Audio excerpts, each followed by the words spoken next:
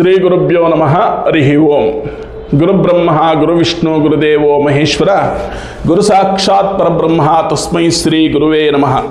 ಆತ್ಮೀಯ ಸಮಸ್ತ ವೀಕ್ಷಕರಿಗೆ ನಾಗರಾಜ್ ಭಟ್ ಮಾಡುವ ನಮಸ್ಕಾರಗಳು. ವೀಕ್ಷಕರೇ, ಇವತ್ತಿನ ಈ ಒಂದು ವಿಡಿಯೋ ಮಾಡುವಂಥ ಉದ್ದೇಶ ಏನು ಅಂತ ಹೇಳಿದ್ರೆ, ನಿಮ್ಮೆಲ್ಲರಿಗೂ ಕೂಡ ಒಂದು ವಿಶೇಷವಾದಂಥ ಮೂಲಿಕೆಗಳನ್ನು ಪ್ರಸ್ತುತಪಡಿಸೋಣ, ನೀವು ಅದರ ಬಗ್ಗೆ ಒಂದು ತಿಳ್ಕೊಳ್ಳಿ ಅನ್ನೋ ಒಂದು ಕಾರಣಕ್ಕೆ ಈ ವಿಡಿಯೋ ಮಾಡ್ತಾಯಿದ್ದೀವಿ. ಯಾವ ಮೂಲಿಕೆ ಅಂತ ಹೇಳಿದ್ರೆ, ಇತ್ತೀಚೆಗೆ ನಾವು ಕೆಲವು ದಿನಗಳು ಅಂದರೆ ಒಂದು 15-20 ದಿನಗಳಾಗಿರ್ಬೋದು, ನಾವು ಈ ಮಹಾರಾಷ್ಟ್ರದಲ್ಲಿರ್ತಕ್ಕಂಥ ರಾಯಗಢ ಅಂತ ಕರಿತೀವಿ. ಆ ರಾಯಗಢ ಎಂಬತಕ್ಕಂಥ ಒಂದು ಜಾಗಕ್ಕೆ, ಆ ಒಂದು ಊರಿಗೆ ಹೋಗಿದ್ವಿ. ಏನು ಸಮಸ್ಯೆ ಅಲ್ಲಿ ಅಂತ ಹೇಳಿದ್ರೆ, ಮದುವೆಯಾಗಿ ಕೆಲವು ತಿಂಗಳುಗಳು ಮಾತ್ರ ಆಗಿದೆ, ಅಂದರೆ ಒಂದು 4-5 ತಿಂಗಳು ಮಾತ್ರ ಆಗಿದೆ. ಆದರೆ ಎಷ್ಟು ಕಿತ್ತಾಡ್ತಾರೆ, ಎಷ್ಟು ಇದು ಮಾಡ್ತಾರೆ ಅಂತ ಹೇಳಿದ್ರೆ, ನಾವು ಬಂದಲ್ಲಿ ಮನೆ ಒಳಗಡೆ ಕೂತ್ಕೊಂಡಿದ್ದೀವಿ ಅಂತಲೂ ಅವ್ರಿಗೆ ಪ್ರಜ್ಞೆ ಇಲ್ಲ. ಸಣ್ಣ ಪುಟ್ಟ ವಿಷಯಕ್ಕೂ ಭಾಳಷ್ಟು ಕಿತ್ತಾಡ್ಕೊಳ್ಳುವಂಥದ್ದು ಈ ಥರದ್ದೆಲ್ಲ ಅಲ್ಲಿ ನಡೀತಾ ಇತ್ತು. ಆ ಮನೆಯಲ್ಲಿ ಸುಮಾರು ಒಂದು 8-10 ಜನ ಇದ್ದಾರೆ. ಆ ಹಿರಿಯರು ಇದನ್ನೆಲ್ಲ ನೋಡ್ತಾ ಪ್ರತಿದಿನ ಒಂದು ಬೇಜಾರು ಮಾಡ್ಕೊಳ್ತಾ ಅವರೇ ನಮಗೆ ಫೋನ್ ಮಾಡ್ತಾರೆ. ಫೋನ್ ಮಾಡಿಬಿಟ್ಟು ಈ ರೀತಿ ಸಮಸ್ಯೆಗಳಾಗಿದೆ ಗುರುಗಳೇ, ಏನಿದಕ್ಕೆ ಪರಿಹಾರ ಅಂತ ಕೇಳಿದಾಗ ನಾವು ಅದನ್ನೆಲ್ಲ ನೋಡ್ತೀವಿ. ಅವರ ಮನೆಗಳು ಯಾವ ಥರ ಇದೆ. ಸುಮಾರು ಆ ಮನೆಗೆ ಏನಿಲ್ಲ ಅಂದ್ರೂ 120-130 ವರ್ಷ ಆಗಿದೆ. ಇವರಿಗೇನು ಅಂತ ಹೇಳಿದ್ರೆ ಸಾಂಪ್ರದಾಯಿಕ ಕುಟುಂಬವೇ, ಆದರೆ ಅವರಿಗೆ ಏನು ಪೂಜೆ ಮಾಡಬೇಕು, ಏನು ಪರಿಹಾರ ಮಾಡಿಸ್ಬೇಕು, ಇದು ಯಾಕೆ ಈ ಥರ ಆಯಿತು, ಇದು ಯಾವುದು ಕೂಡ ಅವರಿಗೆ ಗೊತ್ತಿಲ್ಲ. ಹಾಗಾಗಿ ನಮಗೆ ಸಂಪರ್ಕ ಮಾಡಿದಾಗ ನಾವು ಅವ್ರಿಗೆ ಹೇಳ್ತೀವಿ ಆ ಜಾಗಕ್ಕೆ ಬಂದು ನೋಡ್ತೀವಿ ಅಂತ. ಸಾಮಾನ್ಯವಾಗಿ ನೀವೆಲ್ಲರೂ ತಿಳ್ಕೊಬೇಕಾಗಿರೋಂಥದ್ದು ಏನಂತ ಹೇಳಿದ್ರೆ, ಈಗ ನೀವು ಏನಾದರೂ ಒಂದು ಸಮಸ್ಯೆ ಯಾರಿಗಾದರೂ ಹೇಳ್ತೀರ, ಯಾವುದಾದ್ರೂ ಒಂದು ಗುರುಗಳಿಗೆ ಅಥವಾ ಯಾವುದಾದ್ರೂ ಒಂದು ಪುರೋಹಿತರಿಗೆ ಹೇಳ್ತೀರ. ಅವ್ರೇನು ಹೇಳ್ತಾರೆ, ಅವರ ಅನುಕೂಲದಂಗೆ ಅವ್ರು ಇರೋವಂಥ ಜಾಗಕ್ಕೆ ಕರೀತಾರೆ. ನಿಮ್ಮನ್ನು ಕರೆದು ಈ ಪೂಜೆ ಈ ಹೋಮ ಎಲ್ಲ ಮಾಡಿಸಿ ಪರಿಹಾರ ಆಗತ್ತೆ ಈ ಥರದನ್ನೆಲ್ಲ ಹೇಳ್ತಾರೆ. ಆದರೆ ಎಲ್ಲದಕ್ಕೂ ಅದು ಪರಿಹಾರ ಅಲ್ಲ. ಅವರಿರೋವಂಥ ಜಾಗಕ್ಕೆ ಹೋಗಿ ಪರಿಹಾರ ಮಾಡಿಸಿದ್ರೆ ಅದು ಸಾಮೂಹಿಕ ಅಂತ ಆಗತ್ತೆ. ನೀವಿರ್ತಕ್ಕಂಥ ಜಾಗದಲ್ಲಿ ಆ ಗುರುಗಳು ಬಂದು ಆ ಒಂದು ಜಾಗದಲ್ಲಿ ಏನಾದರೂ ಸಮಸ್ಯೆ ಇದ್ದರೆ ಏನು ಮಾಡಬೇಕು ಹೇಳೋಕ್ಕಾಗಲ್ಲ. ಆ ಒಂದು ಮನೆಯಿಂದನೇ ಅವರಿಗೆ ಸಮಸ್ಯೆ ಆಗ್ತಾ ಇರ್ಬೋದು. ಹಾಗಾಗಿ ಆ ಮನೆಯಲ್ಲಿ ಬರೀ ಗಂಡ ಹೆಂಡತಿ ಮಾತ್ರ ಕಿತ್ತಾಡ್ತಾ ಇರೋಲ್ಲ, ಆ ಮನೆಯಲ್ಲಿ ಬಹಳ ಅಶಾಂತಿಗಳಿರುತ್ತೆ. ಆರೋಗ್ಯ ಸರಿ ಇರಲ್ಲ, ಒಬ್ರಿಗೆ ಕೆಲಸ ಚೆನ್ನಾಗಿರಲ್ಲ, ಈ ರೀತಿ ಎಲ್ಲ ತೊಂದರೆಗಳು. ಮನೆ ನೋಡಿದಾಗ ಒಂದು ಸಲ ಸಂಪೂರ್ಣವಾಗಿ ವೀಕ್ಷಣೆ ಮಾಡೋಣ ಅಂತ ನೋಡಿದಾಗ ಮನೆಯಲ್ಲಿ ಏನು ತೊಂದರೆಗಳಿಲ್ಲ. ಮನೆ ತುಂಬ ಚೆನ್ನಾಗಿದೆ. ಸಾಂಪ್ರದಾಯಿಕ ಕುಟುಂಬ ಅಂತ ಹೇಳಿದ್ಮೇಲೆ ಮುಗಿದೋಯ್ತು. ಪ್ರತಿದಿನ ಪೂಜೆ ಪುರಸ್ಕಾರಗಳೆಲ್ಲವೂ ಮಾಡ್ತಾ ಇದ್ದಾರೆ. ಶಿರಡಿ ಸಾಯಿಬಾಬಾ ಆರಾಧನೆ, ಶಿರಡಿ ಹತ್ರ ಅಲ್ವಾ, ಶಿರಡಿ ಸಾಯಿಬಾಬಾ ಆರಾಧನೆ, ಮತ್ತು ಛತ್ರಪತಿ ಶಿವಾಜಿ ಮಹಾರಾಜ್ ಜನನವಾದಂಥ ಒಂದು ಸ್ಥಳ ರಾಯಗಢ. ಆ ಒಂದು ಸ್ಥಳದಲ್ಲಿ ಅವರು ಮರಾಠಿಯವರಾದ್ರಿಂದ ಅವರು ತುಂಬಾ ಚೆನ್ನಾಗಿ ಒಂದು ದೈವ ಆರಾಧನೆಗಳನ್ನೆಲ್ಲ ಚೆನ್ನಾಗಿ ಮಾಡ್ತಾರೆ. ಇಷ್ಟೆಲ್ಲ ಮಾಡ್ತಾಯಿದ್ರು ಯಾಕೆ ಸಮಸ್ಯೆ ಆಗ್ತಾಯಿದೆ ಅಂತ ನೋಡಿದಾಗ, ಆ ಹೊಸದಾಗಿ ಮದುವೆ ಆಗಿರ್ತಕ್ಕಂಥ ದಂಪತಿಗಳ ಸಮಸ್ಯೆಗಳು ಏನು ಅಂತ ಹೇಳಿದ್ರೆ, ಆ ಒಂದು ದಂಪತಿಗಳಿಗೆ ಅವರ ಸಂಬಂಧಿಕರಲ್ಲೇ ಆ ಹೊಟ್ಟೆ ಉರಿ ಸಹಿಸೋಕ್ಕಾಗ್ದೇನೆ ಅವ್ರಿಗೇನೋ ಒಂದು ಸಮಸ್ಯೆಗಳು ಮಾಡಿರ್ತಾರೆ, ಮಾಟ ಮಂತ್ರಾದಿಗಳು ಮಾಡಿರ್ತಾರೆ. ಆದ್ದರಿಂದ ಅವರಿಗೆ ಆ ತೊಂದರೆಗಳು ಆಗ್ತಾಯಿದೆ ಅನ್ನೋಂಥದ್ದು ಒಂದು ಕಡೆ ಪ್ರಶ್ನೆಯಲ್ಲಿ ನಮಗೆ ಬರುತ್ತೆ.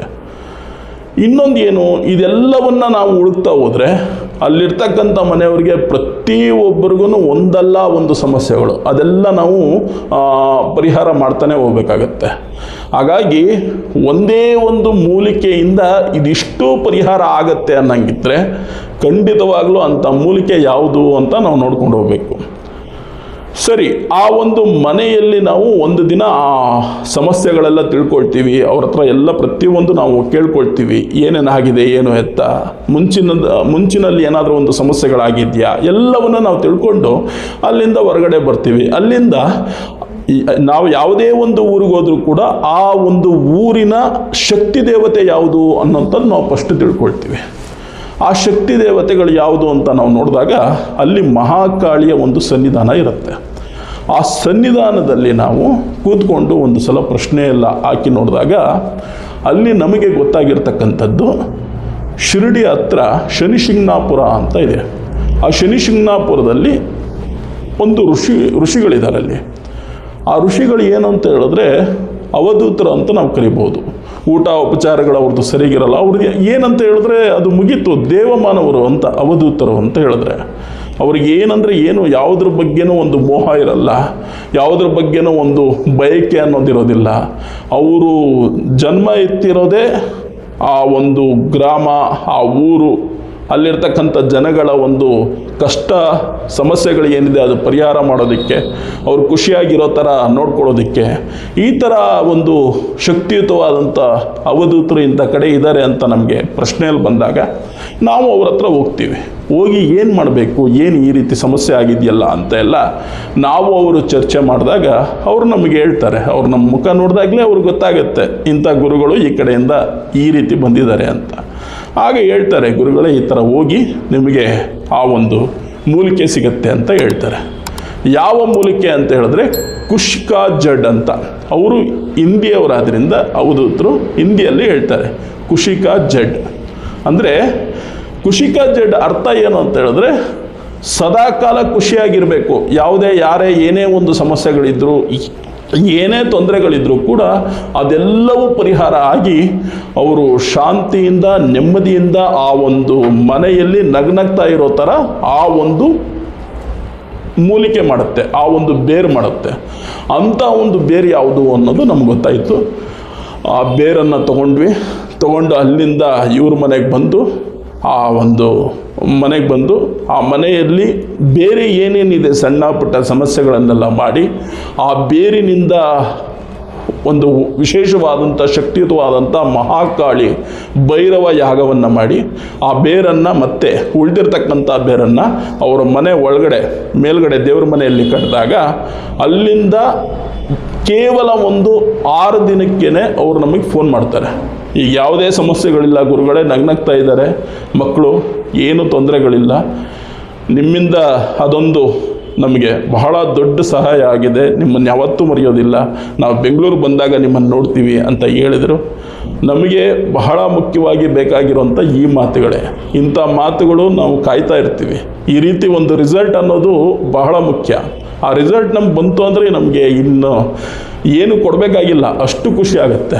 ಅದೇ ಥರ ಒಂದೊಂದು ಸಂದರ್ಭದಲ್ಲಿ ಒಂದೊಂದು ಕಾರ್ಯಕ್ಕೆ ಒಂದೊಂದು ಬೇರುಗಳು, ಒಂದೊಂದು ಗಿಡಮೂಲಿಕೆಗಳು ಅಂತ ಪುರಾಣ ಕಾಲದಲ್ಲಿ, ಆ ತ್ರೇತಾಯುಗದಲ್ಲಿ ದೇವಾನುದೇವತೆಗಳು, ಋಷಿಮುನಿಗಳು, ದೇವಋಷಿಗಳು ಅಂತ ಕರಿತೀವಿ. ಆ ಋಷಿಗಳು ಸೃಷ್ಟಿ ಮಾಡಿರ್ತಕ್ಕಂಥ ಬೇರುಗಳಾಗಿರುತ್ತೆ. ಆ ಬೇರುಗಳು ಈಗಲೂ ಕೂಡ ಇದೆ ಭೂಮಿಯಲ್ಲಿ. ಯಾವ್ಯಾವ ಸಮಸ್ಯೆಗೆ ಯಾವ್ಯಾವ ಬೇರುಗಳು ಅನ್ನೋದು ನಮಗೆ ಹೆಚ್ಚಾಗಿ ಇದು ದೇವಭೂಮಿ ಅಂತ ಕರಿತೀವಿ. ಈ ಋಷಿಕೇಶ, ಕೇದಾರನಾಥ, ಬದ್ರಿನಾಥ, ನಾವು ಇಂಥ ಕಡೆ ಹಿಮಾಲಯ ಪರ್ವತಗಳಲ್ಲಿ ಮತ್ತು ಕೆಲವೊಂದು ಗುಪ್ತ ಸ್ಥಳಗಳಲ್ಲಿ ಈ ಒಂದು ಬೇರುಗಳೆಲ್ಲ ಸಿಗುವಂಥದ್ದು. ತಮಿಳುನಾಡಲ್ಲೂ ಕೂಡ ಇದೆ, ಮಂಗಳೂರಲ್ಲೂ ಕೆಲವೊಂದು, ಕಾಸರಗೋಡಿನಲ್ಲಿ ಅಲ್ಲೂ ಕೆಲವೊಂದು ಬೇರುಗಳು ಸಿಗುತ್ತೆ. ಹೀಗೆ ನಮಗೆ ಎಲ್ಲಿ ಯಾವ ಬೇರು ಬೇಕು ಅನಿಸುತ್ತೋ ಅಲ್ಲಿ ನಾವು ಹೋಗಲೇಬೇಕಾಗತ್ತೆ, ಆ ಬೇರು ತರಲೇಬೇಕು, ಇಲ್ಲಿ ಪರಿಹಾರ ಮಾಡಲೇಬೇಕು. ಪ್ರತಿಯೊಂದಕ್ಕೂ ಒಂದೊಂದು ಬೇರು ಅನ್ನೋದು ಬೇಕೇ ಬೇಕು. ಮಾಟ ಮಂತ್ರಕ್ಕೆ ಒಂದು ಬೇರುಗಳಿರುತ್ತೆ, ಈ ದಂಪತಿಗಳ ಸಮಸ್ಯೆಗಳು ಪರಿಹಾರ ಮಾಡೋಕ್ಕೊಂದಿರುತ್ತೆ, ಮತ್ತೆ ನಮಗೆ ಯಾರು ಪ್ರಯೋಗಗಳನ್ನು ನಮ್ಮ ಮೇಲೆ ಮಾಡದೇ ಇರೋದಕ್ಕಿರುತ್ತೆ. ಭೂತ ದೈವಗಳು ಯಾವುದೇ ಒಂದು ಕೆಟ್ಟ ಒಂದು ಗ್ರಹಗತಿಗಳು ಕೂಡ ನಮಗೆ ಸೋಗದೇ ಇರೋ ಥರ ಅದಕ್ಕೂ ಒಂದು ಬೇರುಗಳಿದೆ. ಅದೇ ಥರ ಈ ಕುಶಿಕಾ ಜಡ್ ಎಂಬತಕ್ಕಂಥ ಶಕ್ತಿಯುತವಾದಂಥ ಬೇರು ನಮಗೆ ಸಿಕ್ಕಿರೋದ್ರಿಂದ ಇದು ಯಾರಿಗಾದರೂ ಬೇಕಾಗಿದ್ದರೆ ಖಂಡಿತವಾಗ್ಲೂ ಸಂಪರ್ಕ ಮಾಡ್ಬೋದು. ಅವರ ಸಂಪೂರ್ಣವಾದಂಥ ಒಂದು ವಿವರವನ್ನು ತಿಳ್ಕೊಂಡು ಅದರಿಂದ ಯಾವ ರೀತಿ ಪ್ರಯೋಗವನ್ನು ಮಾಡಬೇಕು, ಅದನ್ನು ಯಾವ ರೀತಿ ಸಿದ್ಧಿಯನ್ನು ಮಾಡಬೇಕು ಅನ್ನೋದನ್ನೆಲ್ಲ ತಿಳಿಸಿ ಅವರಿಗೆ ನಾವು ಕೊಡ್ತೀವಿ. ಹಾಗಾಗಿ ಆ ಒಂದು ಬೇರಿನಿಂದ ಈ ರೀತಿಯಾದಂಥ ಪರಿಹಾರಗಳು, ಏನೇ ಸಮಸ್ಯೆಗಳಿದ್ರೂ ಕೂಡ, ಜಗಳ ಆಡ್ತಾ ಇರಲಿ, ಕಿತ್ತಾಡ್ಕೊಳ್ತಾ ಇರಲಿ, ಅಥವಾ ದಂಪತಿಗಳ ಮೇಲೆ ಯಾರಾದರೂ ಏನಾದರೂ ಕೆಟ್ಟದ್ದು ಮಾಡಿರಲಿ, ಅಥವಾ ಹಿರಿಯರಿಗೆ ಮನೆಯಲ್ಲಿ ಆರೋಗ್ಯ ಸರಿ ಇಲ್ಲದೆ ಇರತಕ್ಕಂಥದ್ದು, ಇದೆಲ್ಲದಕ್ಕೂ ಪರಿಹಾರ ಅಂತ ಹೇಳಿದ್ರೆ ಅಂಥ ಒಂದು ಶಕ್ತಿಯುತವಾದಂಥ ಕುಶಿಕಾ ಜಡ್ ಅಂಥ ಒಂದು ಶಕ್ತಿಯುತವಾದಂಥ ಬೇರುಗಳು. ಇಲ್ಲಿಗೆ ಈ ಒಂದು ವಿಡಿಯೋವನ್ನು ಮುಗಿಸ್ತಾ ಇದ್ದೀವಿ. ಮುಂದಿನ ವಿಡಿಯೋದಲ್ಲಿ ಮತ್ತೆ ಸಿಗೋಣ. ನಮಸ್ಕಾರ.